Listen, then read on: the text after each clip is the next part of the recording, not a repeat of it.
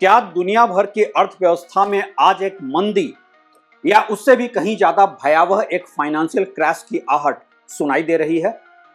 या फिर ये तो है बस ग्लोबल फाइनेंशियल ऑर्डर का एक ऐसा रीसेट जो पहले कभी नहीं देखा गया था और इसलिए डर रहे हैं बहुत से अर्थशास्त्री आने वाले बदलाव से।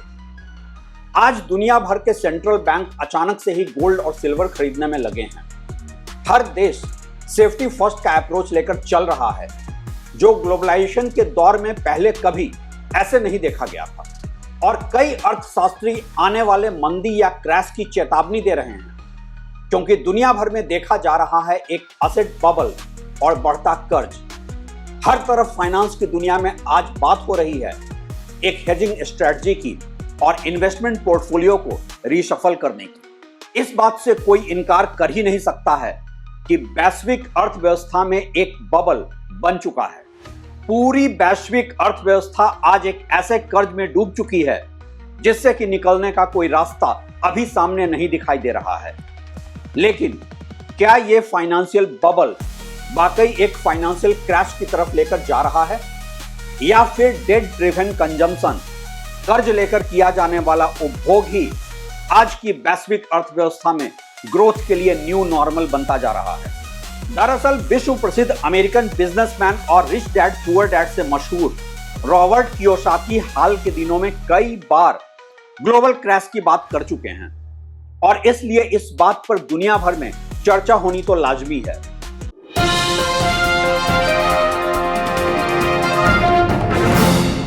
नमस्कार, आप देख रहे हैं ट्रैक टू रियलिटी और मेरा नाम है रवि सिन्हा।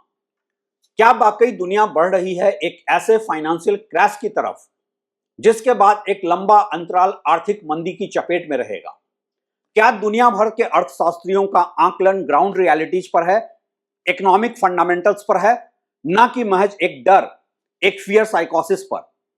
क्या दुनिया भर के सेंट्रल बैंक्स आने वाले क्रैश को समझकर ही अपना रिजर्व बना रहे हैं हार्ड असेट के आधार पर और डॉलर के वर्चस्व से खुद को अलग कर रहे हैं? दरअसल वर्ल्ड फाइनेंशियल ऑर्डर में हो रहा है एक ऐसा स्ट्रक्चरल रीसेट, एक ऐसा मूलभूत बदलाव जो अर्थशास्त्रियों को पेसिमिस्ट ज्यादा बना रहा है और ऑप्टिमिस्ट कम। और जिन अर्थशास्त्रियों का आउटलुक ऑप्टिमिस्टिक भी है, वो भी एक कॉशस अप्रोच लेकर ही चल रहे हैं।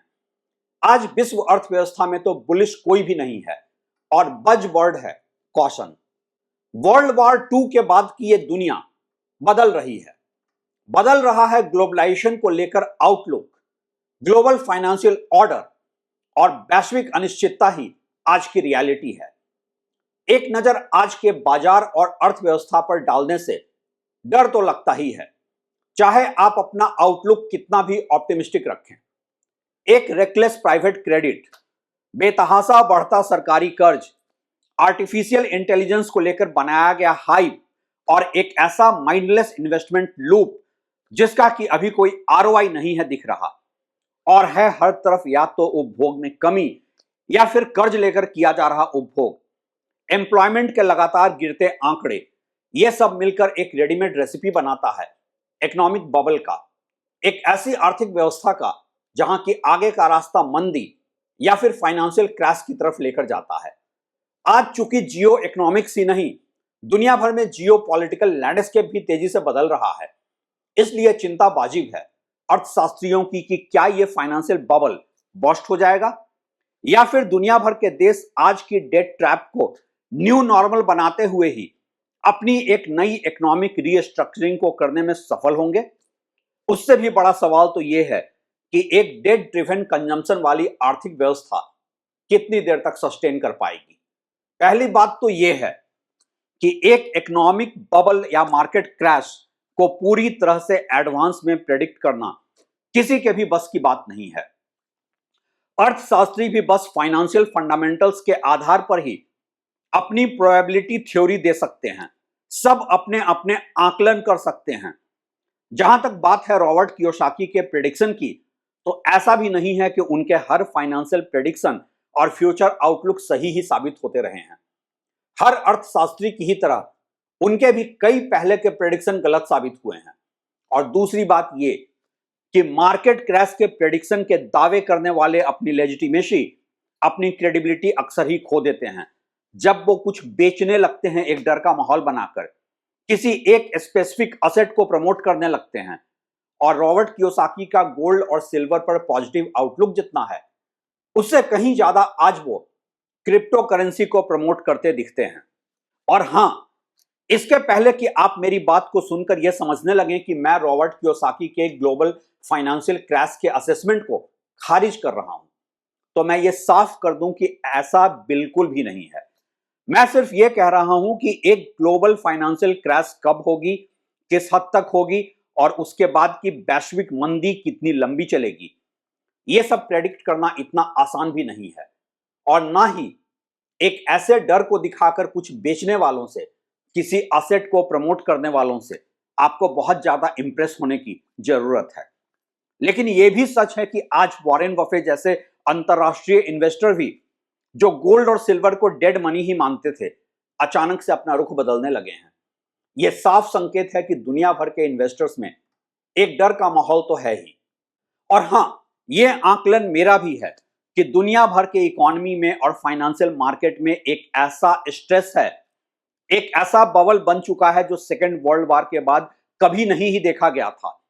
जब अमेरिकी कर्ज उनकी जीडीपी से ज्यादा हो सकता है, जब दुनिया भर के देशों का डेट टू जीडीपी रेशियो डावाडोल हो रहा है और डॉलर की मोनोपोली खत्म हो रही है, तो एक ग्लोबल फाइनेंशियल ऑर्डर का रीसेट तो होता हुआ साफ दिख ही रहा है। सवाल फिर वही, एक ग्लोबल फाइनेंशियल स्ट्रेस तो है, लेकिन यह स्ट्रेस सिर्फ फाइनेंशियल रीसेट और रीस्ट्रक्चरिंग तक ही सीमित रहेगा, या फिर बढ़ता हुआ यह फाइनेंशियल बबल फाइनली बर्स्ट होकर एक ग्लोबल फाइनेंशियल क्रैश की वजह बनेगा? और क्या यह फाइनेंशियल बबल जब बर्स्ट होगा तो इतना मॉडरेट होगा कि सिर्फ कैपिटल मार्केट और उससे रिलेटेड सेक्टर्स, खासकर हाउसिंग और रियल एस्टेट में ही एक प्राइस करेक्शन लाएगा, या फिर यह फाइनेंशियल क्रैश इतना सीवियर होगा जो प्रोडक्टिव इकोनॉमी और देशों के जीडीपी को भी बर्बाद कर देगा? अभी यह कहना तो जल्दबाजी होगी कि एक संभावित असेट बबल बर्स्ट और फाइनेंशियल क्रैश कितना सीवियर होगा और कौन सी अर्थव्यवस्था कितनी प्रभावित होगी। लेकिन इस बात से तो कोई भी इनकार नहीं ही कर रहा है कि एक इकोनॉमिक बबल बना हुआ है। चाहे स्टॉक मार्केट हो या प्रॉपर्टी मार्केट, सब तरफ हाईली इन्फ्लेटेड प्राइस पॉइंट दिख रहा है। फ्यूचर फॉरकास्टिंग के आधार पर वैल्यूएशन का खेल चल रहा है। अनप्रोडक्टिव डेट की एक अलग ही समस्या है और आर्टिफिशियल इंटेलिजेंस के नाम पर हो रहा फ्यूचरिस्टिक इन्वेस्टमेंट अभी एक क्लैरिटी नहीं दे रहा है कि इसका प्रोडक्टिव यूज क्या होगा, इसका आरओआई क्या होगा, और कहीं ये .com बबल की तरह तो बर्स्ट नहीं होगा। जिस तरह से दुनिया के सारे ही मेजर सेंट्रल बैंक्स लगे हैं सेफ हेवन के तौर पर गोल्ड और सिल्वर खरीदने में, उससे तो साफ दिखता है कि एक ग्लोबल फाइनेंशियल बबल और संभावित बबल बर्स्ट या क्रैश को लेकर रियलाइजेशन बढ़ रहा है। ज्यादातर इन्वेस्टर्स भी मानते हैं कि बात चाहे स्टॉक मार्केट की हो या रियल एस्टेट की, हर असेट क्लास में एक ओवर वैल्यूएशन है। लेकिन ग्रिड इज गुड के अंदाज में बढ़ता लालच कुछ ऐसा कि फिर भी हर तरफ बढ़ ही रहा है स्पेकुलेटिव इन्वेस्टमेंट।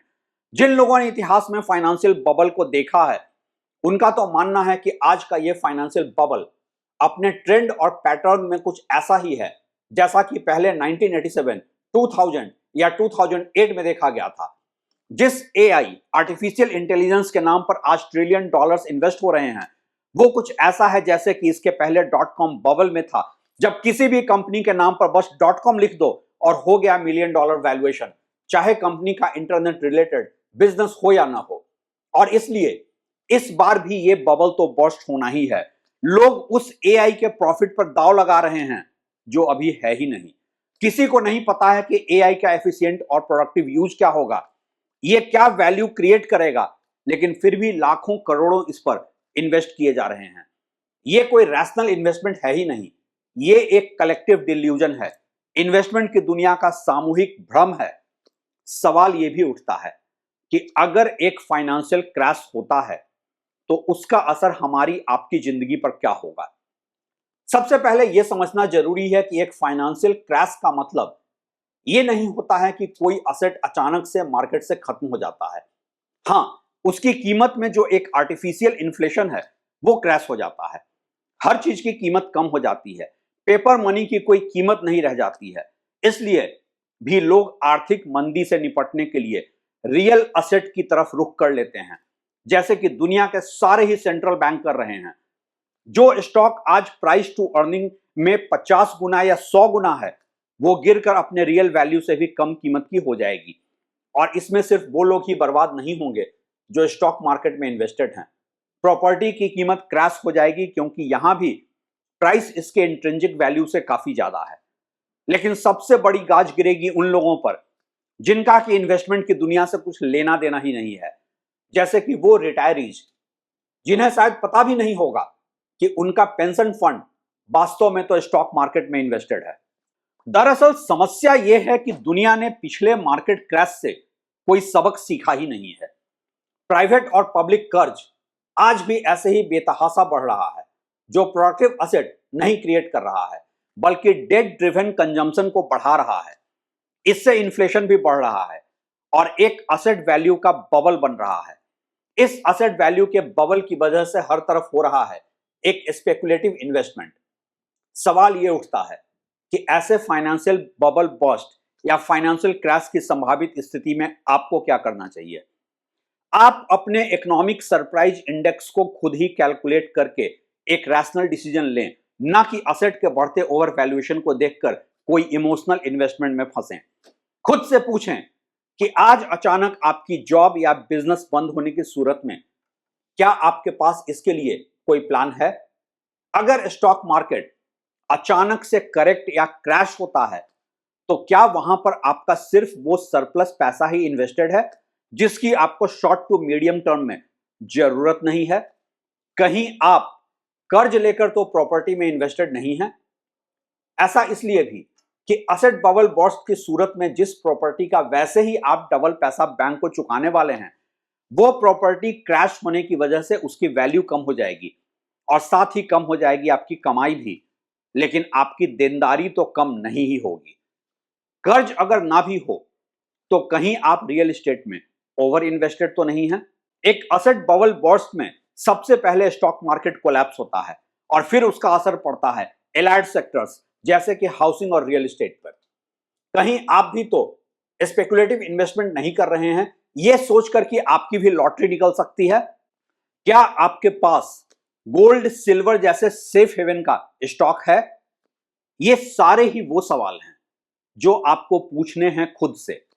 और अगर आपकी फाइनेंशियल नॉलेज कम है तो आप किसी फाइनेंशियल एडवाइजर की हेल्प भी ले सकते हैं। एक कैविएट यहां पर यह है, फाइनेंशियल एडवाइजर का मतलब प्योर प्ले एडवाइजर से ही है, न कि आपको मिसलीड करके किसी फाइनेंशियल प्रोडक्ट में इन्वेस्ट कराने वाले ब्रोकर से। आप एक भविष्य को, एक संभावित फाइनेंशियल बबल बर्स्ट को तो नहीं रोक सकते हैं और ना ही बच सकते हैं किसी भी फाइनेंशियल क्रैश से इकोनॉमी में होने वाले इंपैक्ट से। आप जो कर सकते हैं बस इतना कि अपनी हेजिंग स्ट्रेटजी अपने रिस्क प्रोफाइल के अनुसार तैयार रखें और जुड़े रहें इस चैनल के साथ। हम यहां अर्थव्यवस्था के हर उतार चढ़ाव पर खुलकर बात करेंगे, ना कुछ बेचेंगे, ना किसी को मिसलीड करेंगे और ना ही डरेंगे सच बोलने से। इस स्वतंत्र और निष्पक्ष पत्रकारिता के साथ मिलते रहेंगे। शुक्रिया।